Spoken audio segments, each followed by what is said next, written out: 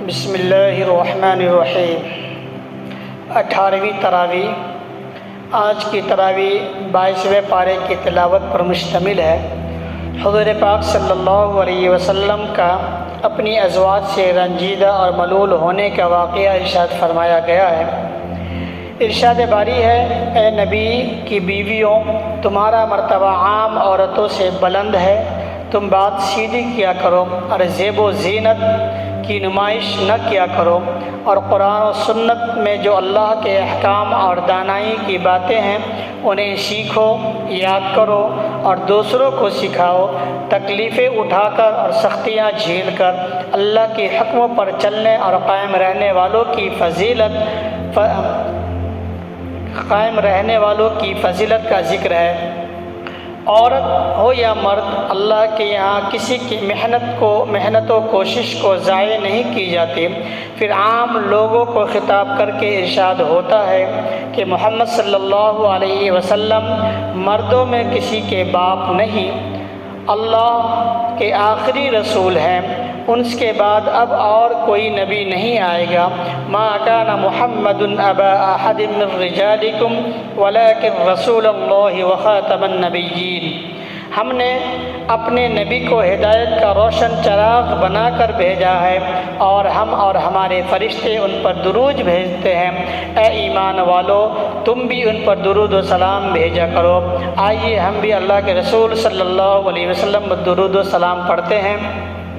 اللہم صلی علی سیدنا مولانا محمد النبی الامی وعلی آلہ وسلم تسلیما۔ اس کے بعد نکاح، طلاق، عدت اور پردے کے بعض معاشرتی احکام نازل فرمائے ہیں۔ اس کے بعد فرمایا گیا کہ اللہ سے ڈر کر درست اور سیدھی بات کہنے والے کے کو بہترین اور مقبول عام کی توفیق ملتی ہے۔ اللہ کی اور رسول اللہ کی پیروی میں ہی حقیقی کامیابی کا راز پنہا ہے۔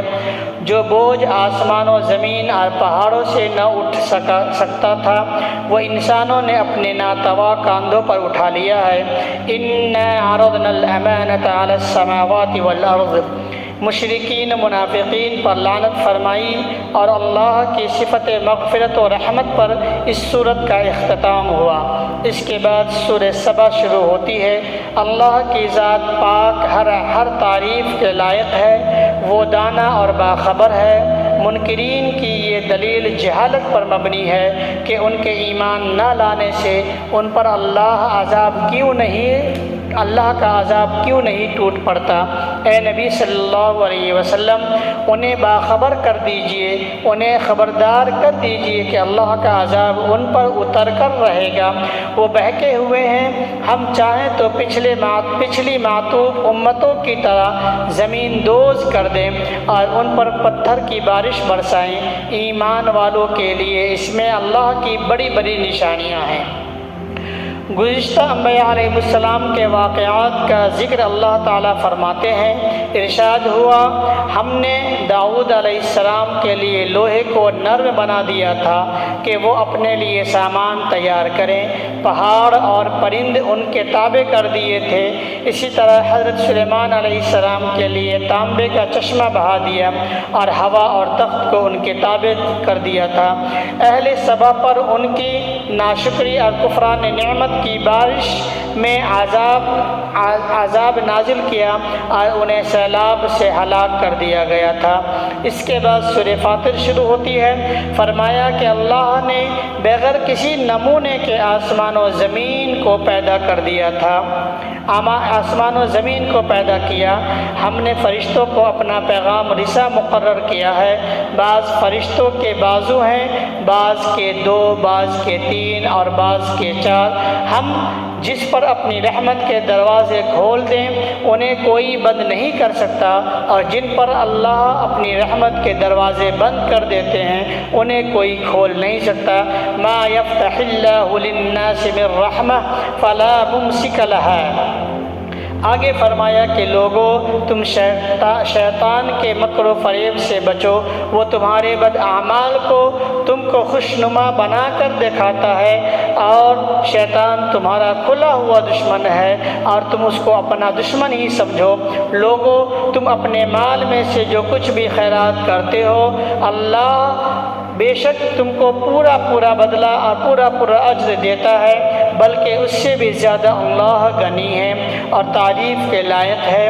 ہاں بے شک تم اللہ کے محتاج ہو، اللہ کسی کا محتاج نہیں، اللہ کو ہر چیز پر قدرت ہے۔ اگر وہ لوگوں کو ان کی بدعمالیوں پر گرفت کرتا تو روئے زمین پر ایک بھی مخلوق زندہ باقی نہ رہتا، مگر وہ اپنے بندوں کو ایک مقررہ وقت تک کے لیے مہلت دیتا ہے۔ پھر اس کے بعد سورہ یاسین شروع ہوتی ہے۔ اللہ رب العزت ارشاد فرماتا کہ اے نبی، ہم نے تمہیں پیغمبر بنا کر بھیجا ہے اور تم پر قرآن اس لیے نازل فرمایا کہ تم لوگوں کو ہدایت پہنچا دو۔ ہر چند ان میں اکثر ایسے لوگ ہیں جن کے عقل پر پردے پڑے ہوئے ہیں، انہیں نصیحت کرنا یا نصیحت نہ کرنا سب برابر ہے۔ نصیحت اور ہدایت تو وہ فائدہ اٹھاتے ہیں، نصیحت اور ہدایت سے تو وہ فائدہ اٹھاتے ہیں جو بن دیکھے اللہ کو مانتے ہیں اور ایسے کی پیروی کرتے ہیں جو اپنی خدمات کا صلہ نہیں مانتے۔ اللہ رب العزت سے دعا ہے کہ اللہ رب العزت ہمارے اور آپ کے ایمان کو مکمل فرمائے اور مکمل اسلامی نظام کے مطابق اپنی زندگی کو گزارنے والا بنائے۔ اللہ تعالیٰ کے احکام اوامر پر پورا عمل کرنے کی توفیق عطا فرمائے اور اپنے احکام نواہی سے بچنے والا بنائے۔ اللہ تعالیٰ ہمیں اور آپ کو دین دونی رات چوگنی اپنی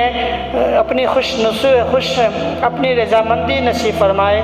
آمین وآخر دعوانا الحمد للہ رب العالمین۔ السلام علیکم ورحمۃ اللہ۔